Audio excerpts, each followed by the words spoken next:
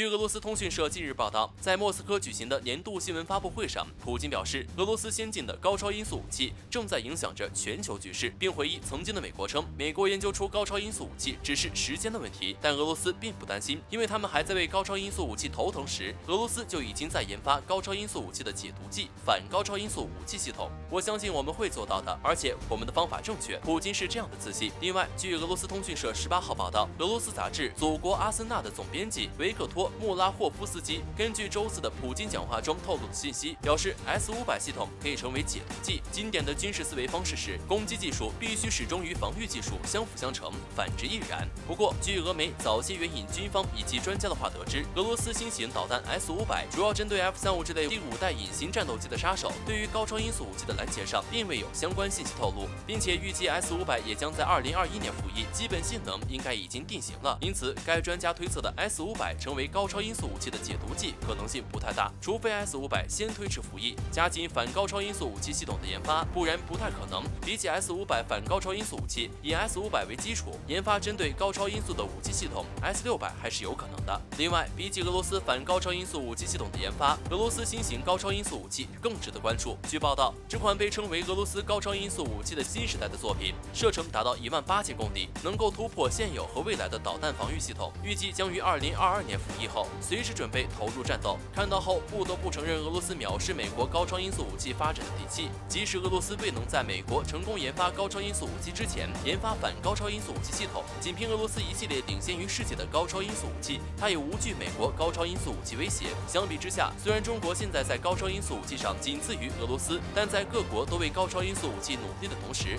中国也不能大意，仍然需要加大对高超音速武器的研究，同时关注反高超音速武器系统研发，走在该领域的最前端，才能无惧任何国家弯道超车，研发出高超音速武器。中国加油！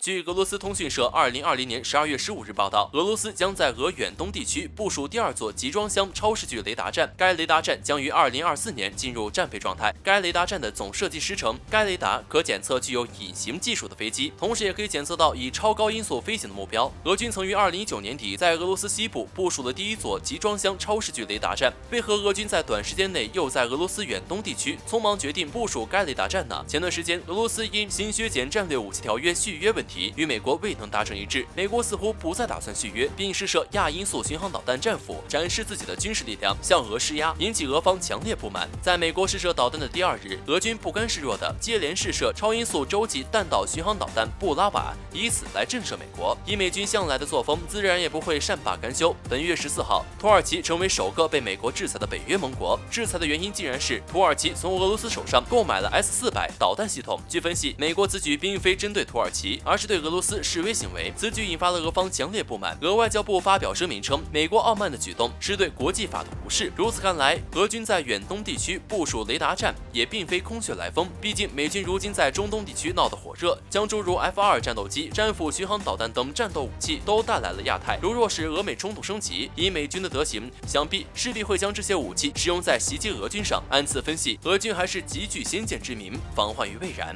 不仅仅是新型雷达站，同在12月15日这一天，俄国防部发表声明称，名为亚尔斯的导弹团在当天部署于西伯利亚地区，亚尔斯导弹的最远射程可达11000千米，如同先前俄军试射布拉瓦导弹来回应美军的战斧。这一次，俄军为了震慑美军，不惜拿出最先进的武器和装备。据分析，俄军已经做好了万全的准备，包括迎接战争。俄方回击美军的手段也将更加强硬，俄美关系将会在接下去的日子里每况愈下，降至冰点。但是，美军面对俄方的行动，可能不会再有更猛烈的回应了，也许还会变得委婉起来，因为美国怕了。目前，美军深陷中东这个泥潭中难以自拔，伊朗报复的怒火已经烧得美国喘不过气来了。如今又得罪了土耳其，土耳其势必会牵制住美国。如此一来，美国如何回应俄罗斯，便要思索再三了。若是美军还没有认清形势，依然以高傲的姿态回应俄军，那么美军的未来可想而知。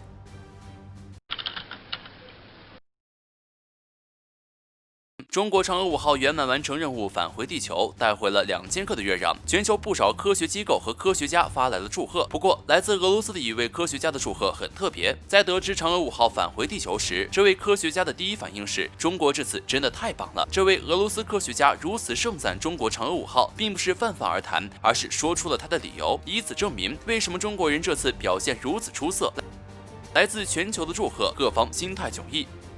嫦娥5号顺利返回，中国首次从月球采样任务圆满完成，全球各大航天机构的态度都出来了。欧洲宇航局第一时间官方发文祝贺，美国宇航局不出所料的酸了起来。俄罗斯科学家的第一反应是中国真的太棒了，各方的态度迥异，其背后都有不同的心态。但为什么俄罗斯科学家第一反应是这样热烈？这其中究竟有什么玄机？作为航天大国的俄罗斯科学院航天研究所科研负责人列夫·泽林内，俄罗斯科学院航天研究所所长阿纳托利·彼得鲁科维奇，俄罗斯科学院航天研究所核行星学处处长伊戈尔·米特罗法诺夫均对中国嫦娥5号给予了高度评价。他们是这个星球上有资格对全球的航天任务做出他的分析的一群人。他们列举了中国此次嫦娥5号探月工程的诸多亮点，作为他们对中国探月工程做出真的太棒了这样高度评价的理由。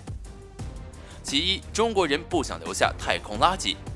嫦娥5号任务给俄罗斯科学家印象最深的之一是，嫦娥5号在月球上软着陆，将月壤带入轨道，然后上升器于12月8日按照地面发出的指令脱离月轨，降落在月球指定的地点。中国航天局表示，嫦娥5号上升器完成了使命，受控离轨降落月球，避免成为太空垃圾。中国这种负责任的态度让俄罗斯人为之叹服，称中国的表现是不想留下太空垃圾，这是很多国家都没有做到的。这些年，不少国家对月球充满了野心，但是他们的技术实力不足，导致制造了不少太空垃圾，这点也让不少航天科学家担忧。其二，中国悄无声息完成目标，在航天领域，中国初具领袖气质。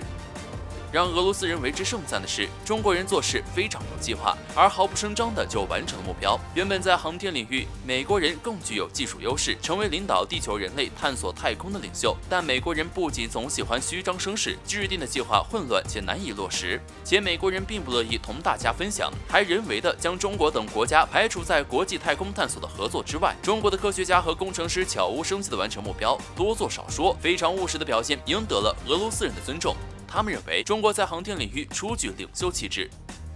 其三，此次任务没有任何故障和事故。同其他不少国家虽然对月球探索拥有雄心壮志，但是屡屡失败不同的是，中国的探月工程顺利的让人难以置信。这一次的嫦娥5号是中国人第一次完成了多项都是首次执行的任务，包括首次月球的采样和封装、月球上点火起飞、月轨上的交会对接和月壤转移舱室，以及从月球返回地球等等。这是非常复杂且具有挑战的探索任务，但是此次任务没有任何故障和事故，精准的让人叹服。俄罗斯科学家认为，这次完美的任务对于全球航天领域来说都是非常重要的里程碑，也可以说这是中国人为实现载人登月而进行的一次小规模彩排，中国人成功了。俄罗斯人的盛赞对中国而言重要吗？得到友邦的肯定和盛赞当然是一件高兴的事情，不过对于国人而言，关键的还是做好自己的工作。中国航天事业的发展不是谁夸出来的，是中国科学家、工程师一步一个脚印、脚踏实地的做出来的。这是中国近些年最宝贵的财富。从航天领域到航空工业、军工电子、船舶重工、量子科技等领域，中国近些年发展迅猛，有了自己的歼20隐身战机，有了自己的航空母舰，有了自己的量子计算机等等。当代谁是最可爱的人？非中国科学工作者莫属。